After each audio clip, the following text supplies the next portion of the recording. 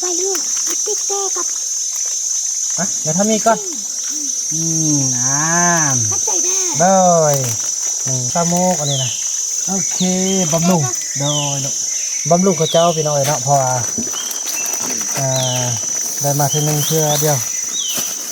มือค่ำจะได้ตุบนอนเสียบ่นอนลุ่มผมก็ได้เนาะบนเฮือนเก้าก็ได้เลยเนาะเอาไหม1 2 3 4 5กาแฟขาวที่กันนั่นน่ะสิไปให้ชนะบ่ได้ไปง่ายเลยสิบ่ได้ไปทีนี้ก็เนาะบ่ได้ไปมือค่ำเนี่ยลูกมาพักผ่อนนำเด้อในแม่เฟยอันนี้บ่ได้แม่เฟยงามเว้มันจงไว้อันนี้คือวานลุ่มหันคือวานที่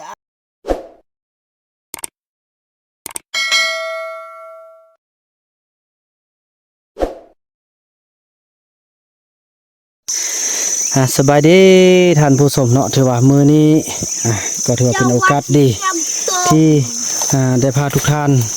มารับชมวิถีชีวิตของพี่น้องเผ่าต้องเหลืองนี่พี่น้องเอ้ยอันคืออยู่ดงอยู่ป่าอยู่เขาเนาะมื้อนี้ก็เขาเจ้ากำลังคั่วกินกำลังสิกินข้าวพี่น้องเอ้ยนี่ไปบ่าวบุญนำจะขอแจกใหญ่กาแฟเนาะให้เขาเจ้าเพราะว่าเขาเพื่อสร้างความลึงเคยให้กับเจ้า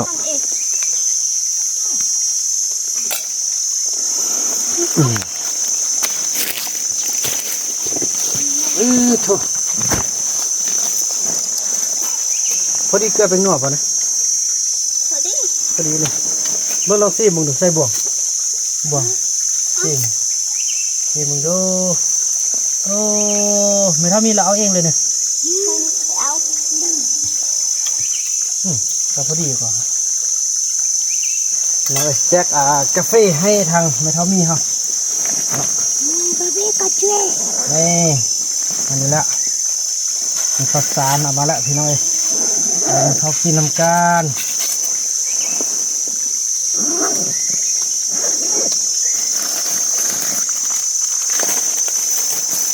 โอ้กินข้าวน้ำเด้อเนี่ยบ่าวเราจะเจียมมาสนุกเจียมให้แก้วพร้อมแล้วก็โจกก็มี1 2 3 4คนหั่นกันเลยเนาะมี32บ่5ที่สาวกับ52กันเนาะไอ้แม่มันได้ทองเอาไปพุ่งนี่เอาไปติดกันง่ายเร็วก็ไปดุนแหละก็ไปต้นไปเลยคนใหญ่ละไอ้แม่ได้ทอง6 ทองไปเรื่องติ๊กแต้กับเดี๋ยวทำนี่ก่อนน้ำเข้าใจได้โดย1 2 3 4 5 1 2 3ลูกสาวโมกอันนี้นะโอเคบำรุงโดยบำรุงกับเจ้าพี่น้อยเนาะพอได้มาทีนึงเพื่อเดียวมือค่ำจะได้ตุบนอนเสียบ่นอนลุ่มผมก็ได้เนาะบนเฮือนเก้าก็ได้เลยเนาะ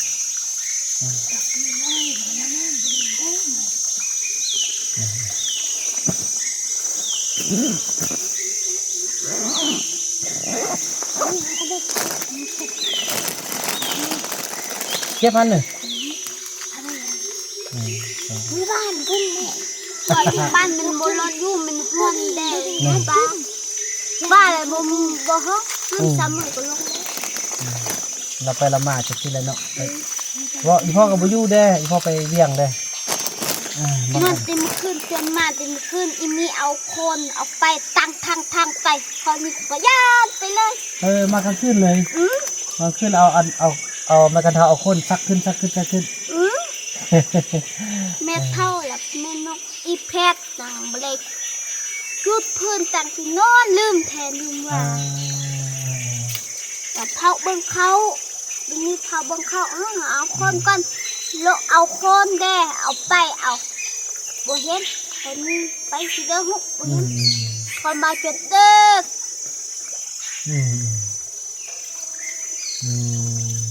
เนี่ยนะ อีพ่อไปให้อันพ่อมันแท้ก่อนเด้อพี่น้อยก็ถือว่าแจกยายกาแฟให้เพิ่นละไปที่เรียบร้อยมาต่อบาทนี่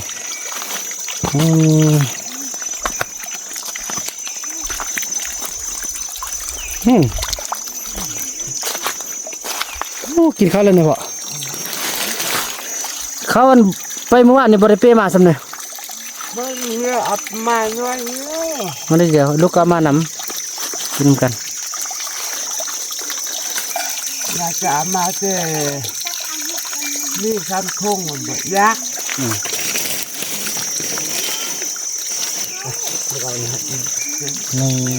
2 3 4 5เอาไหม อันนี้ 1 2 3 4 5กาแฟ เป็นขาว ที่กันนั่นน่ะสิไปให้สนามบ่ได้ไปง่ายเท่าที่ บ่ได้ไป ทีนี้ก็เนาะ บ่ได้ไป มื้อค่ำนี่ลูกน้อยพอก่อนนำเด้อเบิ่งพาบัตรอยู่ใช่บ่ ตัดอยู่ลุ่มบ้าง ลูกยิ้มมามุ่งเด้อ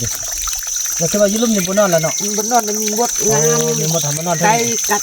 แล้วก็ใกล้น้ำได้เนาะอันนี้อยู่น้ำหม้อนี่เนาะ นอน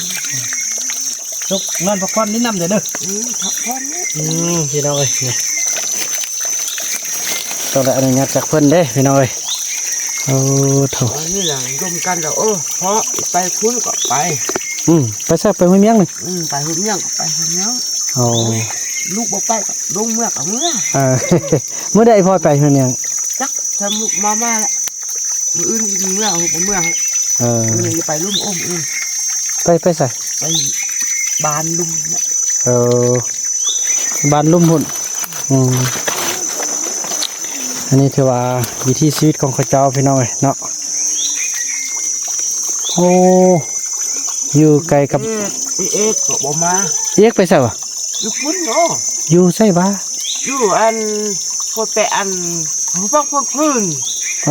เคยติ๊กก็อยู่หุ่น ติ๊บก็อยู่พุ่นแหละ แล้วสลีพ่ออันนั้นบ่ส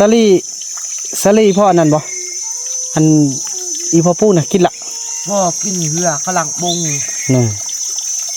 ออกมาทำก็แล้วก็แกรดมา นี่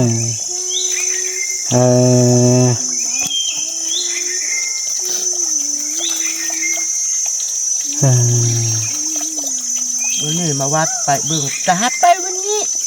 จะหับไปกำลังไปขึ้นวินเช้านี้ ไปอีวาดนะ วัดจะกำลังไป ไปหันร่วมกันแล้วเบิ่งไอเฮาเบิ่งมาแล้วร่วมกันน้ำไอว่าไอไปห้วยเขาพื้นห้วยชนักอ่ะไปน้ำไอเฮาไปส่งไปกินอยู่พื้นกินแล้วค่อยลงมาค่อยลงไปก็ได้ ว่าก็เห็นในบอลเขาอยู่นะ ก็ให้นั่นแหละอยู่นั่นแหละพ่ออยู่บนเนื้อแต่พ่อนึ่งแม่นึ่งอยู่บนเตอ เอา ร่วมกัน อีมี่เราก็ชิไปได้หนึ่งผู้เฒ่า ว่าไปเขาบอกแล้วว่าบ่ไป ชิมา อยู่นี่ ลิ้นนี่เราบ้านอะไรก็กลับบ้านสิลูกกินข้าวมาช่วยจอกกินข้าว ขอกินสิเช้าลูก แล้วขอบใจพ่อขอบใจเด้อพี่น้องเอ้ยเนาะกิน เข้าก็ได้สุก ที่บ้านนะเอาไปบ้านเจ้าบ่อยู่ตายพูดบ้านพูด อีลูกไปนั้นอีลูกไปเวียงไปพัวอันลูกอันเศร้าลี่ เอานี้ไปพัวเช้านี้เจ็บ มาแล้ว อันอยู่ก็ได้นี่ไอ้ลูกบ่อยู่ไปปันเยียกคุณ โดย นี่แม่ไปบ้านพุ่นแม่ อั มาน นี้ นี่ ลูกลูกชายอยู่ก็เลยขี่รถไป ล่วงอันหนึง ลูกแม่อีลูกแม่มาลูกแม่นอนอยู่หันลูกตื่นแล้วแม่ไปเอาข้าวชำนี้เอาบะหมี่ต้มกิน เอาโลดพ่อน่ะโยนแหละเอาเลย แล้วล่างเลยนอน บอกเลยแม่ล้างแล้ว ล้างซึมแม่อยู่ท่าช่วยนอนดินนอนหน้าช่วยหน่อยหนึงอ่ะ พ่อหน่ะพ่อหน่ะลุงนั่งน้ำเดี๋ยว บ่อยากมากินนี่จะเลยนอนเมื่อคืนจน2 คนแม่ลำเฮานอนคืนนึงเนาะแม่จนมาเมื่อคืน อยู่ใส่ เนี่ยจนมาที่เพื่อน ว่าแต่ จ เพื่ น อน มาดึกชิน้อยป้องตื่นให้เชิงเบิ่งแมน โจร จน โจรขโมยมาเขายันอยู่บันหลักเอาดุดจัก เออ เข้า จัก มา เล่นน่ะเข้าแดกก็เว้าได้ลำจนครับไปเลย จะทำโจรมาอันบ่ บ่มีคนผู้ชายอยู่จักคนบ่มี เออ ลูกให้พ่อไปอันไปให้เบิ่งขึ้นเบิ่งกับแม่ก็บ่แม่นเห็นไหม ลุกตื่น แล้วอีพ่อได้ใส่แหวบ่ แฮ่ปะอยู่หุ่น มื้อใดเฮาไปยามแหวฮะ เป็นมื้อแหละ มื้อไปยามแหวบ่ คือไปย่างก็ไปย่า เห็ ง นลายมือบ่ทึกบ่ฮู้บ่ทึก เอ้ยอ่ะถ้าลูกไปส่งให้ท่านนี่คนแล้วเขาเนาะไปส่งไปเท่ามีแล้วเราเดี๋ยวเชิญกลับมาแล้วเฮาแป้นกัน แล้วพอพูดไอ้นี่เขาให้ค่ะมีชายแถวจุ้นเดนุเป็นผู้ ไปเอาไปใส่แหวตึ้มเอา ชายให้จุ้นไปชาย โธ่ฮอน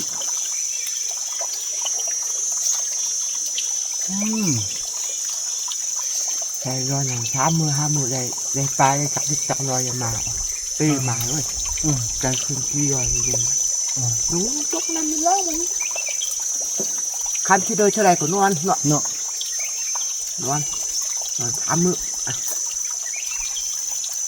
ลูกบ้านบ่มีหันกินเนาะ แม่นน่ะ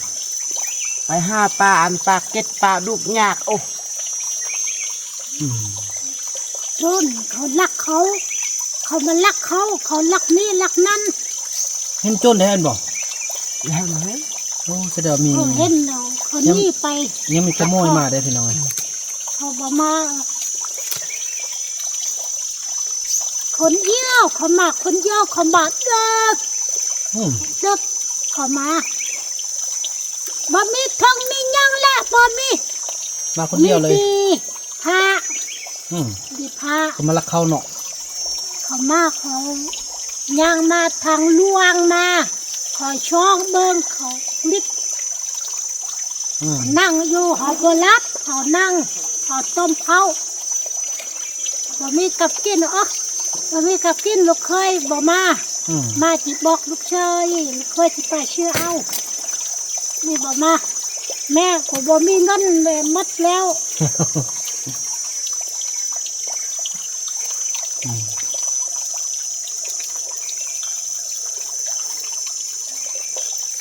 อืมฮอน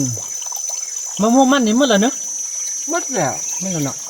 นี่บริเป็นละเป็นที่อยู่รุ่มหันช่องปกอันนี้บริเป็นจ บ่เข้าเด้ออย่าสิปั๊มได้ปั๊มแล้วมันหมดบ่มีอันกินผู้ ำ ใด เอา ปั๊ม วาด วาด บอกมันสิไปปั๊มวานไอ้บุญนำบอกว่าบ่เฮาปั๊มเอาปั๊มแล้วมันหมดมันบ่ได้กิน บริกิน อืมกว่ามันสิเยอะสำนี้ปอดบ่ไกลหลายปีเนาะ หลายปี อืม คือเฮากกน้อยนั่นเฮาบ่ปั๊มบ่ปะไว้ ว่าบ่มีกินหมักลวง ปั๊มมันหมด ถ้าเขามีดอก นี่เฮา คน ปั๊มที่ลุ่มเปะอันพวกนั้นจังว่าไม่เคยออมมืดบาง อืม อันนี้มันหักลุ่มแห้กวักคัก อืม นี่ปั๊มโดยนุ่งร่วมไปแล้ว อืม ยามัน มันใช่ไหมล่ะเนาะ ไม่เพยอันนี้บ่เลยไม่เพยงาม อืม ไว้มัน น้ำจงไว้ อันนี้คือวานลุ่มหันคือวาน อืม แต่อันควักอันเปะอันพวกยิงเยอะนั่นเหรอก็เป็นตะกินอันนั้น เป็นไงส้ม ส้ม อืม เปลือกหน้าบ่เป็นตะกินบ่แซ่บ อืม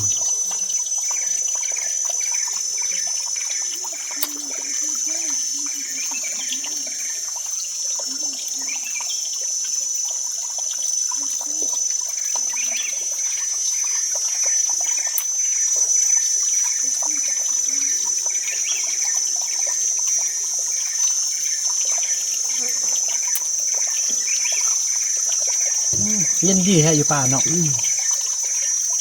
เย็นนี่ก็ลมฟาดได้เย็น เพื่อตั้งเหี่ยวทางใดจ้ะ ได้หุยชนา อืม พอแช่แปะหุยชนาเลย จักอัน จามอันสิบ่ทึกอันนี้ เนี่ยได้เชือกขึ้นน่ะ ได้เสียกตื้มบ่ใช่ตื้ม เราเอาไปเอาเนาะ อันนี้แม่อีเชือก อืม มีชุกมีชายอ่อนเดมีชายแข้งเด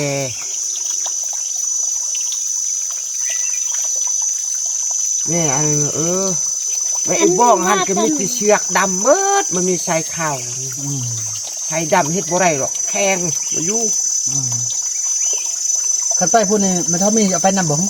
จักก็ไปบ่ไปเฮานี่เลยถามเบิ่งเขาทำที่เช้าว่าบ่ไปว่าสิกลับหมู่บ้าน เขาว่าคัดมือบ้านอยู่ ว่า บ้าน ขึ้นบ่ได้นี่เจอนี่ผู้เวอร์ เท่าแล้วเนาะ เท่าว่าผู้เวอร์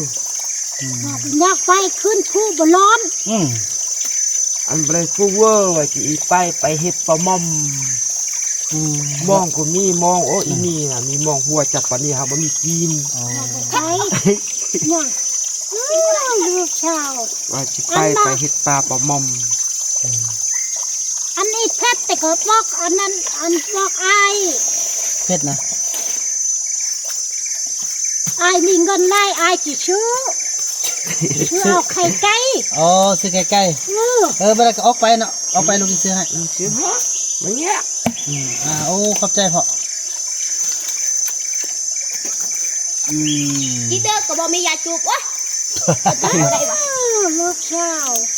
อีน่าอันอยากได้เลยยุทธาไอ้มากก่อนไอ้มากบอกไอ้กี่ชื่อเฮ้ไอ้ก็มีเงินหลาย เงินก็อยู่นำเมียฮะโอ้ยบ่มี แม่อยู่ปักแก่ปะน้องบ่มีเงินหลายเงินน้อยชื่อห้านชื่อนี่มัด แล้วเอาไปซื้อกันเนาะ ไปออกไปชื่อบ้านชื่อนำกันได้เป้มาเอาเป้มาแล้วเลยเป้ขึ้นผู้ลงไปหัวชินานอนมัดมือมัดเว้นได้ขอเป้ขึ้น เฮ็ดน้ำปลาเด้กำมันเด้ ฮอดบ้านหันแล้วฮอดบ้านหันแล้วก็พักผ่อนหันอยากไปอยากกินกระมึกว่าหันเนี่ยแรงก็กินอยากกินปลากระมึกอยากกินกระจุ้งก็คนเขาโทรมาหาไอ้ลูกฟังไหนขี่รถเยอะไปไปกินอิ่มแล้วก็ไปลึกเบิ้งบองคุยยุหันคุยยุบ่เอาตู้เยอะกะมึงเนี่ยคือเขาเอาหนวดทองอันบ่อฉากบ่อเข้าฉากอันหนึ่งก็บ่เข้าฉากอันหนึ่งก็บ่เข้าเอามาอันหนึ่งมาฉากก็บ่เข้าปะไว้พุ่นเลยกะไอ้พลอยแม่ลุง มาเอาไปซะดอก ไปทำบ่าวาด ไปย่ำแห้ว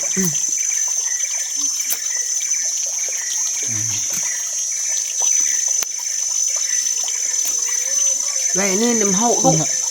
ลูกอินละ น้ำเฮาบักดุกคือว่าที่เห็นคนละกลางไปเลยนี่กระแจเฮาไปเพิ่นงงกงไปหุ่น เป็นลูกกัง